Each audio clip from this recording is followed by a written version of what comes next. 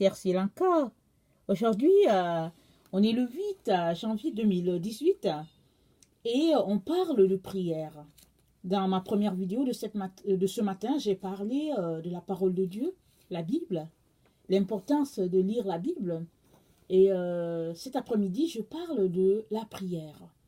Alors, tout enfant de Dieu qui veut être équilibré devrait lire la parole à tous les jours et aussi passer un temps dans la prière à tous les jours. Alors que je vous parle, je me parle aussi à moi-même. Parce que ce n'est pas toujours évident. Surtout quand on est quelqu'un qui est très occupé. C'est pas, on peut trouver plusieurs prétextes pour faire l'un, ou bien ne pas faire tous les deux, ou bien prier une fois et puis lire la parole l'autre jour, le prochain jour, ou bien au fait faire tout cela juste une fois dans la semaine, c'est-à-dire le samedi, comme plusieurs personnes le font. Mais le Seigneur a dit à Josué, il a dit que ce livre de la loi ne s'éloigne pas de ta bouche, médite-le jour et nuit pour agir fidèlement selon tout ce qui est écrit, car c'est alors que tu auras du succès dans tes entreprises, c'est alors que tu réussiras. Au fait, c'est tous les jours que on doit lire la parole de Dieu et on doit prier. C'est très important. Parce que la prière, c'est la communion avec Dieu. C'est une manière simple, vraiment, d'avoir cette relation-là où on parle à notre Père. Oui, effectivement, la prière peut aussi se faire de cœur à cœur, mais la Bible dit que les démons pensent qu'il y a un Dieu, ils tremblent. Et donc, c'est important que nous aussi, qui croyons qu'il y a un seul Dieu, c'est important qu'on puisse ouvrir la bouche et que le monde spirituel autour de nous sache ce en quoi on croit, sache qu'on confesse quelque chose et puis ce qu'on confesse, c'est la vérité. Parce que dans la Bible, c'est dit que c'est en confessant qu'on parvient au salut. Donc, c'est en confessant qu'on acquiert notre victoire, qu'on acquiert nos victoires, si vous voulez. Alors, c'est en confessant dans la prière que dans le monde spirituel, on sait à quoi tu crois et les démons ont peur de toi. Parce qu'ils ont peur de l'esprit qui est en toi. Ils ont peur de cette personne-là qui est forte dans le Seigneur. Et ça se fait dans la prière. Alors, oui, il peut arriver que dans des circonstances peut-être où on se cache, il peut arriver qu'on prie juste dans le cœur parce qu'on ne veut pas que le bourreau sache qui on est, je ne sais pas. Mais, au fait, on prie en ouvrant la bouche et puis en confessant nos paroles devant le Père et puis aussi devant le monde spirituel. Donc, prier, donc, c'est invoquer, c'est adresser une parole au Dieu vivant, c'est supplier, c'est intercéder pour les autres. Et non seulement quand tu fais cela, tu bâtis ta relation avec ton Père, tu apprends à le connaître et lui à te connaître, tu lui exposes tes faiblesses. Et pendant que tu lui exposes tes faiblesses, toi tu deviens fort. Mais c'est par la prière aussi que tu intercèdes pour les autres. C'est-à-dire, intercéder, tu prends la place des autres et tu te mets devant le Père, comme si tu étais eux, et tu pries et tu pleures pour le salut de leurs âmes. Tu pleures pour que Dieu les guérisse de la maladie. Tu pleures tout simplement pour que Dieu puisse les restaurer, peu importe le problème qu'ils traversent, en te voyant toi. C'est-à-dire, tu te mets à la place de la personne, comme Jésus s'est mis à notre place à la croix. Donc, les intercesseurs, c'est les gens qui prennent la place des autres. Et ils prient jusqu'à ce qu'il y ait la victoire. Alors, donc le Seigneur nous a donc recommandé de prier. Et un jour, les disciples ont demandé au Seigneur, Seigneur, apprends-nous à prier. Et le Seigneur leur a appris le Notre Père. Et quand on était jeunes, on nous a appris le Notre Père dans l'église que je fréquentais avec mes parents. Alors, généralement, les enfants de certaines églises savent réciter le Notre Père. C'est pas mauvais de le réciter. Mais on ne devrait pas se limiter à la récitation. Parce qu'il y a des gens qui se lèvent tous les jours, ils récitent le Notre Père Et pour eux, c'est la prière et puis la vie continue. Ils vivent la vie qu'ils veulent, ils récitent le Notre Père le matin, ils récitent le Notre Père le soir, ils se couchent et puis donc voilà. Oui, c'est une bonne chose, mais certainement c'est qu'on n'a pas compris quelque chose si en tant qu'enfant de Dieu, on ne fait que réciter le Notre Père. Parce que la prière, ce n'est pas une récitation, c'est une relation. Alors il est important qu'on puisse bâtir notre relation avec notre Père par le canal de la prière. Alors moi j'aimerais qu'on lise Luc 11, le verset 1 à 13. Jésus priait un jour en un certain lieu. Lorsqu'il eut achevé, un de ses disciples lui dit, « Seigneur, enseigne-nous à prier comme Jean l'a enseigné à ses disciples. » Il leur dit, « Quand vous priez, dites Notre Père qui est aux cieux, que ton nom soit sanctifié, que ton règne vienne, que ta volonté soit faite sur la terre comme au ciel. Donne-nous chaque jour notre pain quotidien. Pardonne-nous nos péchés comme nous aussi nous pardonnons à quiconque nous offense. Et ne nous induis pas en tentation, mais délivre-nous du mal. » Il leur dit encore, si l'un de vous a un ami, qu'il aille le trouver au milieu de la nuit pour lui dire, « Ami, prête-moi 3 pains, car un de mes amis est arrivé de voyage chez moi, et je n'ai rien à lui offrir. » Et si de l'intérieur de sa maison, cet ami lui répond, « Ne m'importune pas, la porte est déjà fermée, mes enfants et moi nous sommes au lit, je n'ai pu me lever pour te donner des pains. » Je vous le dis quand même, il ne se lèverait pas pour les lui donner, parce que c'est son ami. Il se lèverait à cause de son importunité et lui donnerait tout ce dont il a besoin. Et moi je vous dis, demandez et l'on vous donnera, cherchez et vous trouverez, frappez et l'on vous ouvrira. Car quiconque demande reçoit, celui qui cherche trouve, et l'on ouvre à celui qui frappe. Quel est parmi vous le père qui donnera une pierre à son fils, s'il lui demande du pain? Ou s'il demande un poisson, lui donnera-t-il un serpent au lieu d'un poisson? Ou s'il demande un œuf, lui donnera-t-il un scorpion?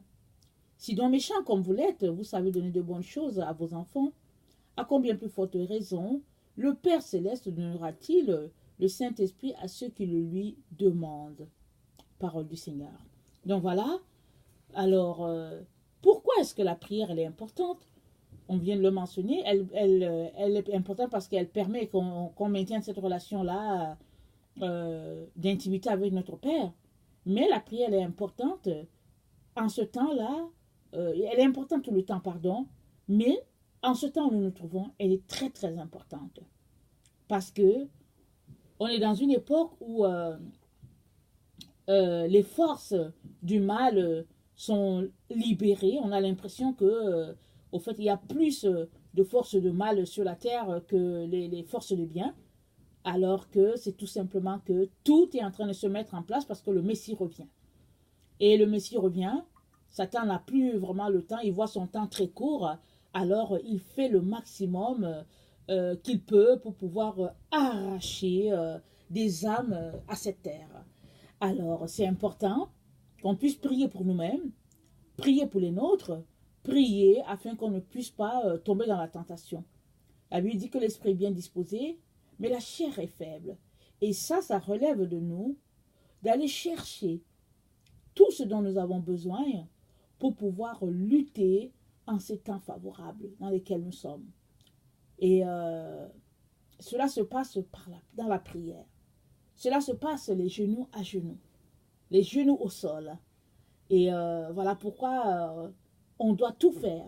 On doit créer de l'espace, on doit créer du temps pour pouvoir prier, parce que la victoire s'acquiert dans la prière. Vous savez, je l'ai déjà dit dans une des vidéos, Jésus a gagné Golgotha à Gethsemane. C'est là qu'il a passé du temps à intercéder, à prier pour nous, parce que n'oublions pas, même s'il est venu pour ça, Jésus est humain. Il était humain. Il a vécu au milieu de nous en tant qu'un homme. Alors, ça c'est le problème des humains. C'est-à-dire, il n'y a pas un humain qui n'a pas péché et à qui on va décider de faire cette chose-là, c'est-à-dire clouer sur la croix, et puis la personne va dire, ok, allez-y, allez-y. N'oublions pas que Jésus avait sa relation avec le Père, avait cette révélation-là, il voyait certainement tout ce par quoi il devait passer. Il avait déjà vu ça, parce que c'était quelqu'un qui avait des visions, qui voyait des choses à cause de sa relation avec le Père. Alors imaginez quelqu'un qui n'a point péché et qui déjà entrevoyait ce par quoi il allait passer. Et ça, vraiment, je vous dis, si ce n'est pas la grâce de Dieu, non, il ne pouvait pas. Il ne pouvait pas parce qu'il était humain. Alors, il a gagné ça dans la prière, dans le combat, à genoux, à Gethsemane, priant, pleurant, intercédant. La Bible dit que son sang était comme de grumeaux. Alors, vraiment, la prière, c'est l'élément qui va nous faire triompher des ténèbres qui sont autour de nous. Alors, il dit, quand vous priez, dites notre Père qui est aux cieux. Notre Père qui est aux cieux, ici, au fait, on est en train de sanctifier le Père. On est en train de reconnaître qu'il est saint. Et en même temps, puisqu'il est saint, on est en train de dire aussi au Père que, bon, nous aussi, on veut être saint. Parce qu'on reconnaît sa sainteté. Alors, on s'engage en quelque sorte en faisant cette prière en disant que, oh, moi aussi, je vais me sanctifier comme mon Père est saint. Et ça dit que ton règne vienne, que ta volonté soit faite sur la terre comme au ciel. Au fait, on dit, on est d'abord pour que le règne de Dieu vienne, c'est-à-dire que le royaume de Dieu vienne s'établir sur la terre. On n'est pas pour les gens qui disent, oh non, mais pourquoi la terre sera détruite? Mais on est pour que le règne de Dieu soit sur cette terre.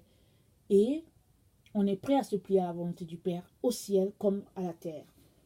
Et pour nous, les humains, ça veut dire que nous nous comportons sur cette terre comme on se comporterait au ciel. C'est ça que ça veut dire. Mais vous savez que ce n'est pas évident. Il y a beaucoup de personnes qui vivent en tant que chrétiens, mais qui essaient de se cacher, qui ne veulent pas dire aux gens, à leurs collègues, les camarades qui sont chrétiens. Mais ici, ça dit que ta volonté soit faite sur la terre comme au ciel. Il n'y a rien à cacher. Et ça dit, donne notre pain quotidien. Au fait, par cette prière, on dit au Seigneur qu'on s'attend à lui. On dépend de lui pour notre nourriture. On n'est pas là en train de chercher une certaine opulence. Mais on est en train de dire au Seigneur, ce qui est important pour nous, c'est notre pain quotidien. Parce que si on ne mange pas, on va périr. Alors Seigneur, aide-nous à tenir dans ces temps d'adversité. Pardonne nos offenses, comme nous pardonnons ceux qui nous ont offensés. Au fait, si tu ne pardonnes pas, tu es en train de dire que Jésus aussi a eu tort de te pardonner. Parce que s'il y a quelqu'un qui n'a point péché, c'est Jésus. Et il nous a pardonné. Par sa mort sur la croix, il a effacé les actes qui nous condamnaient. La Bible dit qu'il a triomphé d'elle sur la croix. Et il a livré principauté, domination. Il les a livrés en spectacle. Tout ça pour toi et moi. Alors, nous sommes appelés à pardonner. Quand bien la personne nous aurait flanqué, une flèche en plein cœur, on est appelé à pardonner. Et c'est ça. Il faut pardonner. Si on veut continuer de marcher avec le Seigneur. Et ça dit, comme nous pardonnons ceux qui nous ont offensés, ne nous induis pas à la tentation, mais délivre-nous du mal. Alors, délivre-nous du mal. Vous savez, dans Romains 1, c'est dit que puisqu'ils ne se sont pas souciés de faire des choses comme Dieu a décidé, Dieu les a livrés au penchant de leur cœur. Et ici, le verset, il vient confirmer ce que cette parole dit. Il dit que ne nous induis pas à la tentation. Ne nous conduis pas à la tentation, Père. C'est-à-dire que si tu es un enfant de Dieu, et que chaque fois que Dieu te dit ne fais pas, ne fais pas, ne fais pas, et que tu dis oh je vais faire, il dit ok, go on, vas-y, fais-le. Il te livre afin que tu te vautres correctement dans ton péché. C'est un peu comme ce qui se passe dans notre monde aujourd'hui. Depuis longtemps, Dieu a dit j'ai créé l'homme pour qu'il ait une relation avec la femme, j'ai créé la femme pour qu'elle ait une relation avec l'homme. Mais il y a des hommes qui ont dit non, nous on veut se marier entre nous hommes. Les femmes qui disent non, on veut se marier entre nous femmes. Il y a d'autres qui disent non, moi je veux épouser un animal. Alors Dieu dit non. Ils disent non, on veut. Alors en ce 21e siècle, alors Dieu a dit bon, allez-y, allez, vautrez-vous, faites ce que vous voulez. Allez, voilà. Et plusieurs pays sont en train de changer leurs lois. Et ils ne veulent plus qu'on dise mariage. Aujourd'hui, quand tu dis mariage, on ne sait pas si c'est du même sexe ou bien du sexe opposé. Il faut que tu ajoutes cette partie-là. Alors que Dieu qui nous a créés n'a pas mis ces choses-là. Et le verset dit, ne nous induis pas à la tentation. Parce que si Dieu te parle, il te parle, mais tu t'entêtes, il dit, ok, fine, on va le livrer. Et alors, c'est ça. Et aussi, dans la version que moi j'ai récitée quand j'étais petite, c'est car à toi appartient le règne et la puissance au siècle des siècles. Ça, c'est la louange. C'est-à-dire qu'on reconnaît que tout est sous la domination du Père. Et on le loue, et on le célèbre.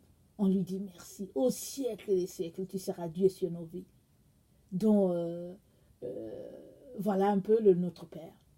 Mais, comme je viens de le dire, on ne peut pas se limiter à réciter cette prière-là. Elle doit être vivante, elle doit être vécue dans notre vie de tous les jours.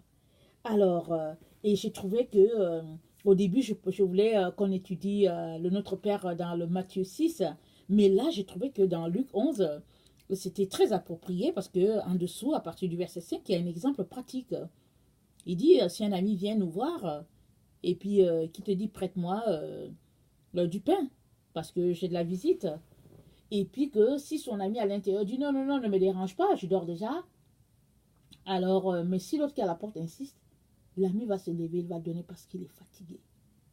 Alors, vous savez, je suis une mère, je le vois beaucoup avec mes enfants.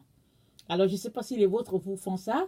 Les miens, en fait, ils attendent dès que je suis au téléphone et qu'ils savent que c'est important. Alors, ils viennent me faire toutes leurs demandes, et les plus vieux et les plus petits. Alors, quand c'est une personne qui appelle peut-être d'un bureau ou bien quelqu'un que je ne connais pas beaucoup, je vous dis, je suis coincée. Je suis coincée, alors je fais le signe aux enfants de dire, oui, oui, oui, prenez tout ce que vous voulez. Mais si par hasard, c'est une tante ou un tonton qui est en ligne et à qui je suis habituée, je dis, attends, donne-moi 2 minutes. Alors, en 2 minutes, j'ai le temps de dire aux enfants non et j'ai le temps de leur dire, écoutez, ne me dérangez plus. Donc, vous voyez? Alors, les enfants, je suis sûre qu'ils vous font ça. Qu'ils soient en Afrique, en Occident, qu'ils soient blanc, noir, rouge, jaune, ils sont tous pareils. Alors, dès que le téléphone sonne, ils se disent, tiens, ça, c'est le temps où on va les déranger un peu, papa ou maman. Mais surtout, c'est maman qu'on dérange. Parce que généralement, papa, quand il est au téléphone, très souvent, les papas, bon, ils s'enferment dans leur bureau ou bien ils sont fermes dans leurs histoires. Et puis, les enfants vont tous se tourner vers maman. Même les plus vieux vont venir. Quand tu es au téléphone, ils viennent, alors ils obtiennent tout. J'espère que les vôtres ne viennent pas vous demander de leur signer un chèque de 1000 $ rapidement avant que le téléphone raccroche. Mais tout ça pour revenir sur notre passage pour dire que quand quelqu'un importune, on donne. On est tanné, on est fatigué. Alors, le Seigneur Jésus nous dit, c'est dans la prière qu'on obtient ce qu'on veut en importunant. Il faut importuner. Moi, il y a des moments, là je suis en train de traverser des moments pas faciles, et il y a des moments où je viens, j'importune le Père, je l'importune tellement. Et après, bon, je souffle un peu, et puis je retourne encore l'importuner. Et le Père, il aime ça. Parce que quand tu viens l'importuner, ben, il a du temps avec toi, au moins il a toute ton attention. Et le Seigneur est en train de nous dire par ce passage, il dit, il se lèverait à cause de son importunité et lui donnerait tout ce dont il a besoin. Le Seigneur est en train de nous dire, venez m'importuner, je veux tout vous donner, tout. Est-ce que c'est un langage parlé cité en l'air? Non. Parce que Dieu n'est pas un homme pour mentir, il n'est pas un fils d'un homme pour se repentir. Ce qu'il dit, il le fait. Alors, prenons ce verset-là, allons avec ça devant le Père pour dire, tu as dit que si je t'importune, tu me donnes, alors voilà. Ça fait longtemps que je t'importune sur mon sujet. J'insiste, papa. J'insiste. Est-ce que tu vas répondre? J'insiste. Alors, vraiment, allons devant le Père, allons devant le trône, et puis insistons. Et le Seigneur nous garantit qu'on aura la victoire. Amen. Et il dit, et moi, je vous dis, demandez, et l'on vous donnera. Cherchez et vous trouverez. Frappez et l'on vous ouvrira. Car quiconque demande reçoit. Celui qui cherche trouve et l'on ouvre, à celui qui frappe. Quel est parmi vous le père qui donnera une pierre à son fils s'il lui demande du pain? Ou s'il demande un poisson, lui donnera-t-il un serpent au lieu d'un poisson? Ou s'il demande un œuf, lui donnera-t-il un scorpion? Si donc, méchant comme vous l'êtes, vous savez donner de bonnes choses à vos enfants, à combien plus forte raison le Père Céleste donnera-t-il le Saint-Esprit à ceux qui le lui demandent? Le Père, ici, d'abord, il est en train de mentionner que Dieu est bon. Il dit que Dieu est très bon.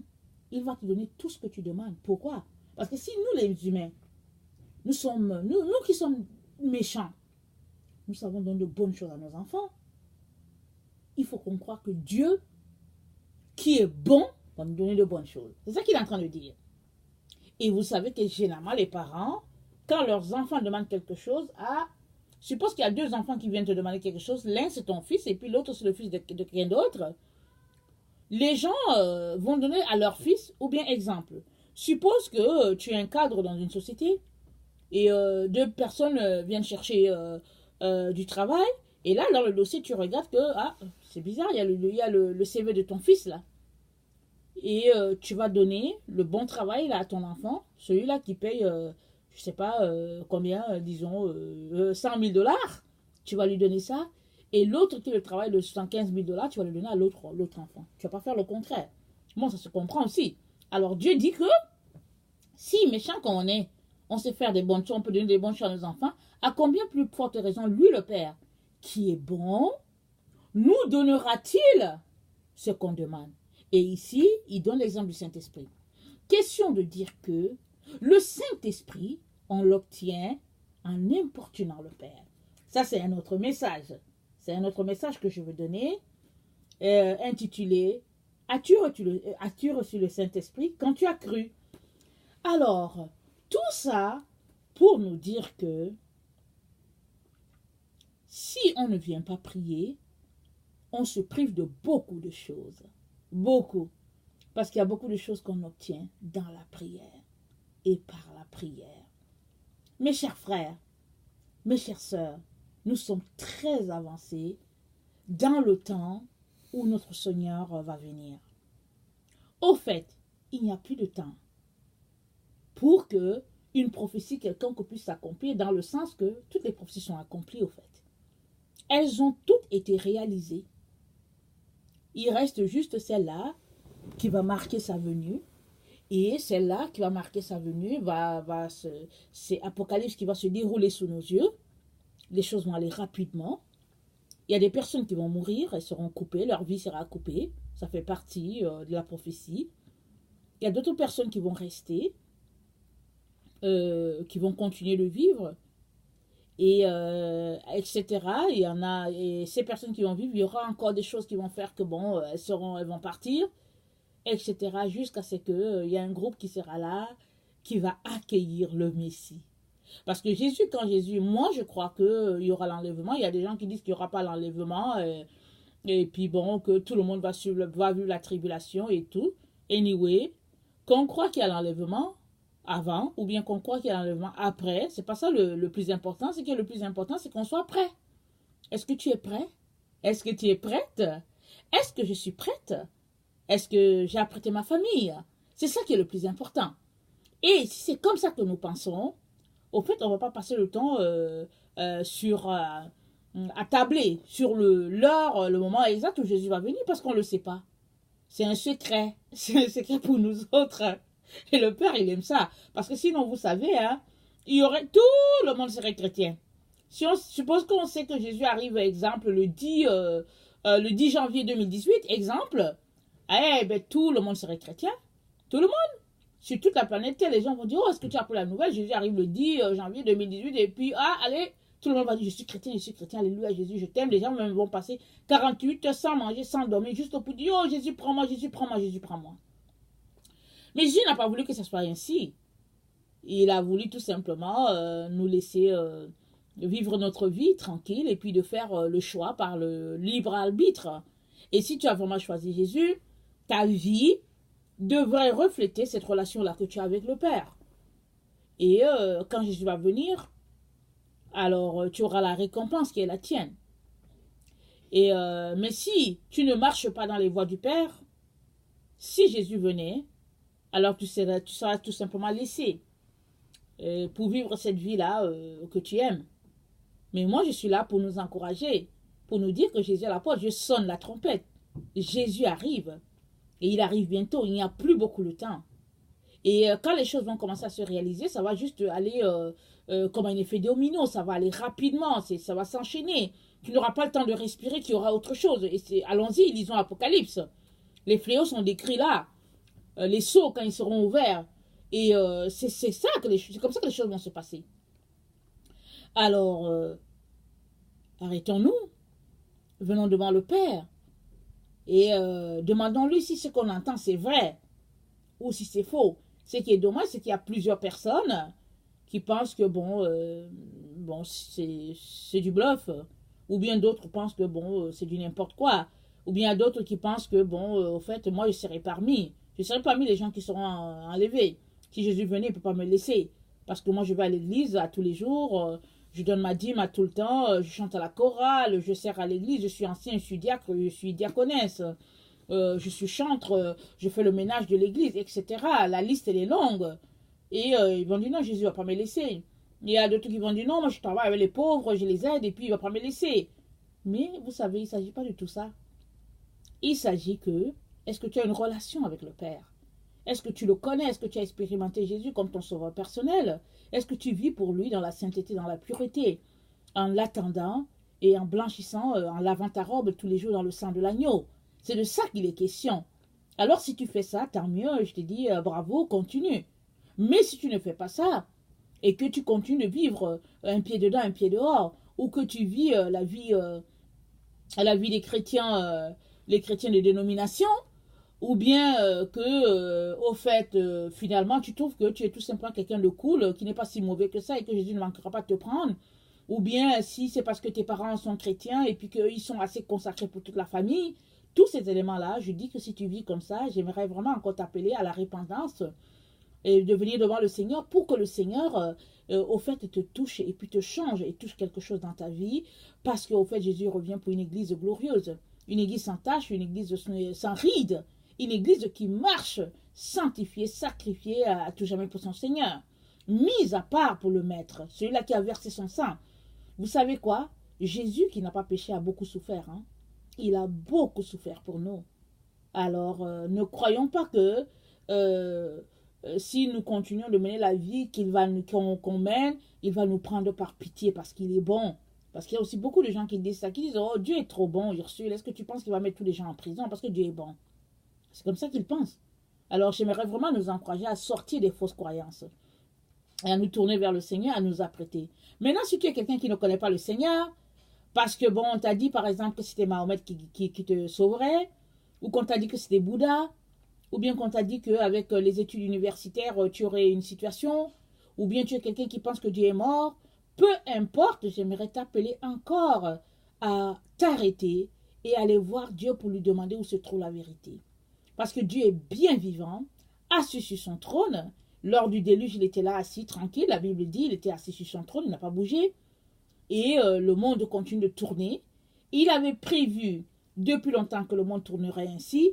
Il a donné sa parole par Enoch, le juste, qui nous a laissé un livre, le livre d'Enoch, et puis plusieurs autres livres. Il a déjà annoncé par ce saint-là, ce prophète, les choses qui allaient arriver. Et nous sommes dans ce temps-là. Et regardez, Israël, Jérusalem est retourné à Israël. Jérusalem est retourné à la capitale d'Israël.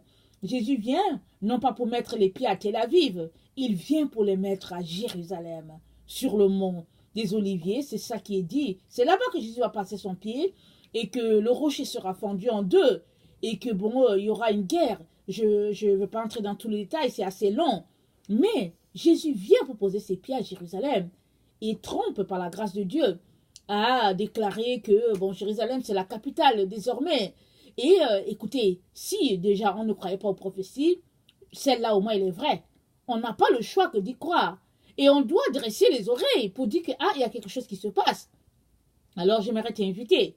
Au lieu de passer le temps à insulter tout ce qui se passe, tous les gens, les leaders en place qui signent des choses, il est temps qu'on lève la tête parce que bientôt le traité sera signé. Et quand le traité sera signé, ce sera le temps où l'Antichrist va prendre contrôle. Et vraiment, c'est là que il y aura des moments assez difficiles, terribles pour les enfants de Dieu qui ne se seront pas apprêtés. Ben, tout le monde vivra des moments difficiles. Mais à un moment donné, Jésus va venir enlever son église. Mais les autres qui seront laissés seront des moments terribles. Alors c'est pour cela que je sonne la trompette. Je nous dis que Jésus arrive. Jésus est en train de venir. Et il y a plusieurs qui pensent que c'est faux, mais je vous dis que c'est la vérité. Allez-y devant le Père, asseyez-vous, cherchez la face du Père, et il vous dira. Alors si tu fais partie de ceux-là qui croit que le salut est en quelqu'un d'autre qu'en Jésus, je suis en train de te dire que le salut est en une seule personne. Et cette personne-là s'appelle Jésus. Jésus-Christ de Nazareth. Comme ça qu'il est dit, que son nom en français. Et il est le pont entre Dieu et les hommes. Il a versé son sang. Il est mort. Et il est descendu dans les endroits les plus profonds. Il est ressuscité après 3 jours. Il est monté au ciel. Et là, il est allé nous préparer une place. Et la Bible dit qu'il va revenir pour nous prendre afin qu'on soit aussi avec lui. Et je vous dis qu'on est dans ce temps-là, on est dans cette période-là. On ne sait pas quand est-ce que ça va commencer, mais bientôt, le début de la fin va commencer. Alors, je t'encourage à courir parce que tu as encore le temps de te réfugier dans les bras de ce Seigneur-là. Donc voilà, vraiment, prenons le temps, lisons notre Bible, prenons le temps, prions et prenons le temps, venons devant le Père pour passer vraiment du temps dans sa proximité, dans son intimité. Voilà, le Seigneur vous aime, Dieu vous chérit, moi aussi je vous aime. Soyez bénis.